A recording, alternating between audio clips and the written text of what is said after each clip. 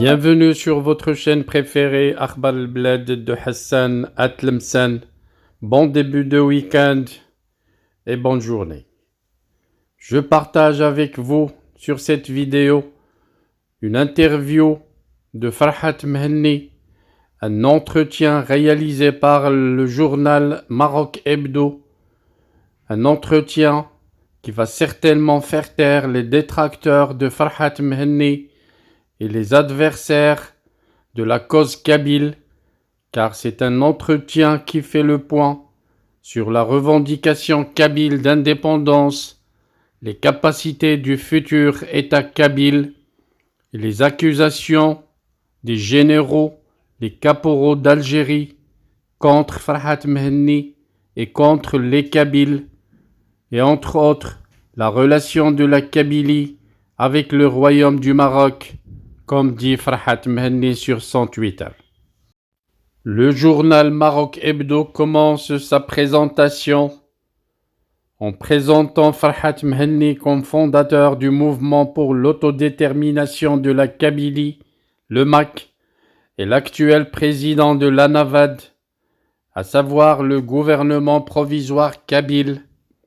Farhat Mhenni qui revient dans cette interview exclusive qu'il a accordée au journal sur l'actualité de la cause kabyle et en profite pour lancer un appel fraternel à tous les pays arabes afin que le peuple kabyle arrache son droit à l'autodétermination et éventuellement à son indépendance. En dépit de la répression du régime algérien, la Kabylie n'a jamais autant fait parler d'elle sur le plan international. La question adressée par le journal à Farhat Mhenni, c'est comment il explique ce plein succès de la cause kabyle. En réponse à cette question, Farhat Mhenni déclare que la question kabyle est enfin arrivée à sa maturité internationale et qu'il a fallu 20 ans pour y parvenir. C'est le prix de notre pacifisme, dit-il, le sérieux, la compétence et l'intransigeance sur les principes de la direction du mouvement pour l'autodétermination de la Kabylie, dit MAK, la montée en puissance de ses actions militantes, aussi bien sur le terrain qu'au niveau des médiatiques et diplomatiques, ont fini par porter leurs fruits. Cela n'aurait pas produit ce résultat s'il n'y avait pas les qualités et les valeurs du MAK qui ont forcé le respect et l'admiration du peuple kabyle et entraîné son adhésion massive à son projet d'indépendance. Quand le pouvoir colonial algérien s'en est aperçu, il a paniqué et donné un coup de fouet à cette internationalisation en demandant notamment à tous les pays de classer le MAK sans aucune preuve comme organisation terroriste. Cet acharnement a focalisé les regards des chancelleries et des médias étrangers sur nous, dit Farhat Mhenni, ce qui a donné encore plus de visibilité internationale à notre cause et sa légitimité, dit-il. Le Maroc, de par sa constance, a lui surtout magnifiquement participé à ce succès, dit Farhat Mhenni. Depuis 2021, la modification par ordonnance présidentielle de l'article 87 bis du Code pénal pour assimiler à du terrorisme la revendication pacifique du peuple kabyle à disposer de lui-même, a amené les États-Unis à travers le rapport Blinken de 2021, puis le rapport spécial de l'Organisation des Nations Unies, Clément Nialetsozi Voul, qui vient de passer 10 jours en Algérie du 16 au 26 septembre dernier, a dénoncé une législation contraire à la charte de l'ONU et à la définition onusienne du terrorisme. Il faut rappeler que le MAK est cité comme victime innocente de cette cabale par les deux rapports Par ailleurs, dit Farhat Mhenni, nos actions diplomatiques ont fait bouger quelques lignes. Enfin, la machine répressive mise en branle contre nous en exécution du plan génocidaire appelé Opération Zéro Kabyle, une répression plus sauvage que celle déployée par l'armée française en Kabylie au temps de la guerre d'Algérie, ne laisse pas l'opinion internationale indifférente. Le terrorisme d'État exercé par le feu des incendies, par la mort, par la prison, par le viol et la torture, s'est avéré à notre grand soulagement, dit Farhat Mhenni, complètement contre-productif pour le colonialisme algérien. Cela a ruiné l'image de l'Algérie sur la scène internationale et mis en valeur davantage le droit du peuple kabyle à son indépendance. Farhat Mhenni croit-il avoir désormais les arguments pour rejoindre la liste des territoires non autonomes? À cette question, Farhat Mhenni répond que c'est en septembre 2017 que nous avons adressé au secrétaire général de l'ONU notre mémorandum pour la reconnaissance du droit à l'autodétermination du peuple kabyle. Cette demande n'a pas été rejetée. Ce document, publié ensuite sous forme de livre, est disponible et contenait déjà l'ensemble des arguments nécessaires à l'admission de la Kabylie sur la liste des territoires à décoloniser. Le fait que l'acharnement répressif anti-kabyle soit si humain milite un peu plus pour l'indépendance de la Kabylie, précise Farhat Mhenni. Quel est donc aujourd'hui le plan d'action concret pour aboutir à l'indépendance de la Kabylie? À cette question, Farhat Mhenni répond: nous avons notre feuille de route. Une importante partie se doit d'être tenue secrète. Pour le reste, la commission de délimitation des frontières devrait rendre sa copie avant la fin du mois de novembre 2023. Une constitution pour la Kabylie indépendante est déjà adoptée par l'IMNI, le Parlement kabyle. Nous projetons de proclamer d'ici avril 2024, précise Farhat Mhenni, la remise sur pied de l'État kabyle qui anéantit à 3 reprises par la colonisation 1857, 1871, 1963, tel le phénix renaît à chaque fois de ses cendres. Je saisis l'opportunité de la tribune que nous offre le Maroc à travers Maroc Hebdo, précise Farhat Mhenni, pour lancer un appel fraternel à tous les pays arabes à soutenir la légitimité de notre demande d'indépendance. Question de Maroc Hebdo. Avant d'en venir à revendiquer l'indépendance, vous vous êtes longtemps contenté d'être un autonomiste. Qu'est-ce qui a motivé votre basculement? Réponse de Farhat Mhenni. L'autonomie n'était qu'une demande tactique qui nous a permis de reconstruire sur le terrain le terreau de l'indépendance. Le projet de souveraineté de la Kabylie était en nous dès le départ. Question. On invoque souvent du côté algérien le fait que de nombreux Kabyles se trouvent représentés dans les institutions algériennes et que cela voudrait dire que la Kabylie peut trouver sa pleine place dans l'Algérie sans avoir à en arriver à l'indépendance. D'ailleurs, dit le journal, un de vos premiers adversaires n'est autre que Ramtan Lamamra, qui était ministre des Affaires étrangères. Est-ce un argument auquel vous pourriez être sensible? Réponse de Farhat Mhenni à cette pertinente question. La cooptation de cadres kabyles par le régime militaro-colonial algérien est une pratique qui consiste à désarmer la revendication de liberté du peuple kabyle. Ces cooptés, très brillants pour certains d'entre eux, comme M. Lamamra, ne sont pas nos élus pour être nos représentants. La rue Kabyle les appelle les KDS, Kabyles de service. Ils n'accèdent à ce statut qu'après avoir fait 1000 fois la preuve de leur anti-kabylisme. Ce sont des amoureux du pouvoir, pas de la Kabylie. Ils ne sont cooptés que pour mieux être retournés contre les leurs. Les Kabyles se reconnaissent dans leurs prisonniers innocents et non dans ceux de leurs qui sont au pouvoir. C'est ainsi, on a vu tant de Kabyles adulés, perdre du jour au lendemain l'estime de la Kabylie dès qu'ils franchissent le seuil du gouvernement, pour ne parler que des ministres. Étrangement, ils ne se rappellent qu'ils sont Kabyles que le jour où ils sont jetés comme des Kleenex. Qui d'entre nous pleure les 2 premiers ministres kabyles, jetés en prison depuis 2 ans, Yahya et Slel? Personne.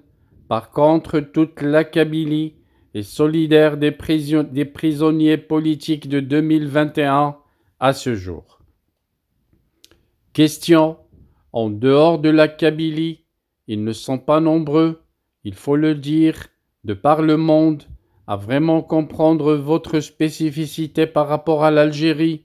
Pouvez-vous nous définir, selon vous, ce qu'être kabyle, selon votre acception personnelle et celle de votre mouvement?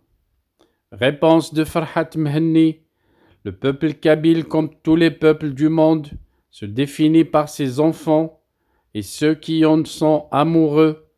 Toutes celles et tous ceux qui aiment la Kabylie, défendent sa langue, sa culture et ses valeurs, qui respectent son attachement à sa liberté, la protègent contre l'arbitraire, et celles et ceux qui y travaillent sont des Kabyles, qu'ils soient de naissance ou d'adoption.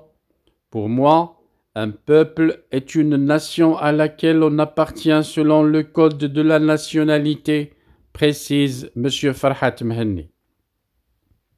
Question. En cas de consultation référendaire, la kabylie est-elle, selon vous, un motif suffisant pour emporter l'adhésion des Kabyles en faveur de leur indépendance? En cas d'obtention de votre indépendance, pour vous poser autrement la question, êtes-vous sûr de survivre tout en étant enclavé au sein du territoire algérien? Réponse de Farhat Mhenni. La kabylie ne donne que le droit au suffrage référendaire. C'est la conscience nationale kabyle, ancrée en chacun d'entre nous, qui donnera la victoire, au oui à l'indépendance. Quant aux moyens d'assurer la pérennité de l'État kabyle indépendant, ils sont si nombreux que cette interview ne suffirait pas à les énumérer, mais donnons-en sommairement l'essentiel. D'abord, la Kabylie n'est pas enclavée. Elle a un accès direct sur la mer Méditerranée de près de 300 km de côte. Notre voisinage immédiat est lui-même d'origine kabyle. Cela nous prémunit contre toute hostilité territoriale. Le potentiel économique et universitaire kabyle est immense. Les richesses naturelles sont énormes. Il ne lui reste qu'à assurer sa sécurité, ce qui relève du droit et du devoir de tout État de se doter de corps et de moyens dédiés à ce domaine. Sur le même chapitre, je ne pense pas qu'une fois l'indépendance de la Kabylie est acquise, l'Algérie chercherait à nous agresser. Tous les pays devenus indépendants ces dernières décennies, l'Érythrée, le Soudan du Sud, le Kosovo, la Bosnie, vivent en paix avec les pays d'avec lesquels ils se sont séparés. La Kabylie de son côté n'a aucune raison de chercher querelle à qui que ce soit. Mieux, elle a pour vocation à renforcer des cadres de paix et de coopération internationale, particulièrement avec tous ses voisins proches et lointains dans le Maroc. Question. Dès octobre 2015, le Maroc a justement été le premier pays à mettre la cause kabyle sur le tapis au niveau de l'ONU. Il vient d'ailleurs de le refaire le 26 septembre 2023 par le biais de son représentant permanent, Omar Hillel. Quel sentiment cela vous inspire? Réponse de M. Farhat Mehenni. J'éprouve personnellement d'abord un sentiment de fierté et de soulagement que la cause kabyle soit mise sur la table de l'ONU. Ensuite, me vient immédiatement le besoin impérieux d'exprimer toute ma gratitude au représentant permanent du Maroc à l'ONU, M. Omar Hillel, et à Sa Majesté le roi Mohammed VI, d'avoir eu ce geste de générosité à l'endroit du peuple kabyle sous domination coloniale algérienne, précise Farhat Mehenni. Question: vous n'êtes pas sans savoir que vous êtes régulièrement accusé, à commencer par le régime algérien lui-même, d'être téléguidé par le Maroc. Lors de notre dernier entretien en date de septembre 2021, Maroc Hebdo vous avez d'ailleurs ouvertement posé la question et nous ne pouvons aujourd'hui nous empêcher d'y revenir. Entretenez-vous une quelconque relation avec le Maroc et ses autorités? Réponse de Farhat Mehenni. L'Algérie m'accuse de pire que cela, d'être un terroriste. Ce n'est pas pour autant que je vais le devenir. Il y a longtemps que j'ai décidé de tourner le dos aux accusations mensongères des généraux algériens. Il leur appartient à eux d'apporter la preuve de ce qu'ils affirment. Je dois dire aussi que les amis de la Kabylie assument leur soutien, qui ne doit être ni clandestin ni opaque. Tous les peuples épris de liberté et qui luttent pour décoloniser cherchent le soutien des États et des nations qui peuvent les aider dans leurs entreprises. Nous assumons de notre côté cette demande adressée à tous les pays du monde de nous soutenir. Tant que la Kabylie n'est pas libre, c'est l'humanité qui demeurera en souffrance. Pour autant, précise Farhat Mehenni, il y a lieu de faire la différence entre soutenir et téléguider. C'est une insulte de la part de nos adversaires de nous prendre pour des pions entre les mains d'autrui. Nous sommes des femmes et des hommes de conviction, sûrs de notre bon et légitime droit d'arracher le droit du peuple kabyle à vivre debout, en liberté. Nous sommes des femmes et des hommes d'honneur qui n'avons d'autre souci que celui d'agir en faveur du recouvrement de la souveraineté nationale de la Kabylie, que notre lutte converge avec des intérêts de pays avec lesquels l'Algérie entretient les pires relations, ne fera pas de nous vendus et encore moins des téléguidés par qui que ce soit. Notre cause est noble et juste et la démarche du MAC est de toute noblesse. La question kabyle n'a pas attendu le conflit algéro-marocain sur l'ex-colonie espagnole marocaine pour exister ou se manifester. C'est le fait d'avoir sous-estimé la nation kabyle et sa résistance à travers les âges qui a été à l'origine de la fin de l'Algérie française.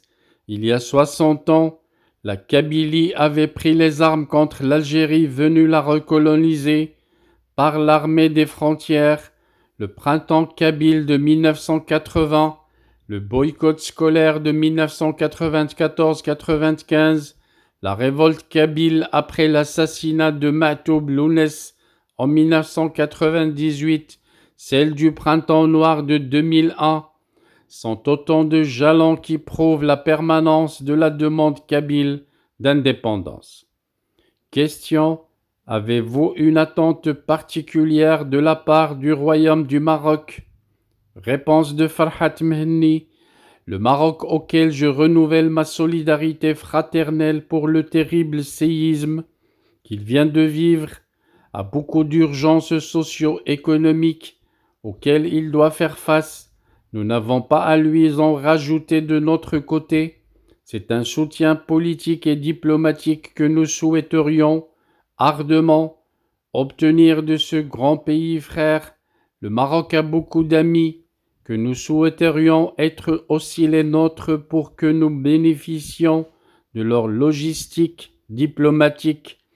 Par ailleurs, comme vous venez de le rappeler, c'est depuis 2015 que le Maroc évoque la question kabyle dans les instances onusiennes. N'est-il pas venu le temps pour lui d'aller un peu plus loin que des déclarations de principe, comme par exemple le fait d'ouvrir une représentation officielle du MAC et de l'ANAVAD, le gouvernement provisoire de Kabylie, en exil à Rabat, Dakhla ou Al Ayoun. Question: y a-t-il des pays qui aujourd'hui vous semblent plus susceptibles que d'autres de reconnaître votre gouvernement? Réponse: il y a potentiellement beaucoup de pays que nous démarchons dans ce sens. Nous finirons par y arriver. Question: Mandela, qui on le sait, et un de vos inspirateurs, disait qu'il ne perdait jamais, que soit il gagnait, soit il apprenait. Qu'a gagné et appris Farhat Mehenni tout au long de son combat en faveur de l'indépendance de la Kabylie? Réponse de Farhat Mehenni: j'ai perdu mon fils aîné et j'ai gagné tous les enfants de la Kabylie, devenus les miens. J'ai perdu des gens que je croyais être mes amis le long de mon combat, mais j'ai gagné la confiance de toute la Kabylie. Ce n'est pas forcément à travers ma propre expérience que j'ai eu à apprendre. Comme Mandela, j'ai appris aussi à travers l'expérience des autres, notamment de l'échec des hommes politiques kabyles qui m'ont dévancé. J'ai réalisé que je ne dois pas rêver comme eux, à vouloir présider au destin de l'Algérie, alors que nous sommes à ce jour incapables de protéger notre patrie kabyle. Ils oubliaient qu'ils n'étaient que kabyles et que de ce fait, détenir le pouvoir sur toute l'Algérie relevait de l'utopie. J'ai appris de par mes valeurs ancestrales, mises à l'épreuve de la corruption à laquelle certains de mes devanciers avaient cédé, qu'il était de mon devoir de démentir la conviction chevillée au corps de Bouteflika selon laquelle tous les hommes ont un prix, qu'ils étaient tous achetables, et montrer qu'il y a des hommes politiques incorruptibles. Voilà, j'en arrive à la fin de ce précieux entretien avec M. Farhat Mehenni, une interview qui devrait achever plusieurs de ses adversaires, plusieurs des ennemis de la Kabylie et de son désir de se retrouver indépendante. Merci de votre suivi. Restez branchés sur votre chaîne Akhbar al-Blad de Hassan Atlemsan. Nous reviendrons à chaque fois que ça le mérite. Je voudrais seulement vous rappeler que votre chaîne Akhbar al-Blad de Hassan Atlemsan a énormément besoin de votre soutien pour faire face à ses détracteurs et à ceux qui luttent pour la faire disparaître auprès de YouTube. Soutenez la chaîne en cliquant j'aime sur toutes les vidéos, en laissant des commentaires, mais surtout en vous abonnant et en vous adhérant à la chaîne si vous avez les petits moyens de vous adhérer. Avec 3 € par mois, n'hésitez pas à vous adhérer à la chaîne, ça augmentera les chances de la chaîne de résister à ses détracteurs en Algérie, ceux du pouvoir dictateur militaire qui voudraient la voir disparaître.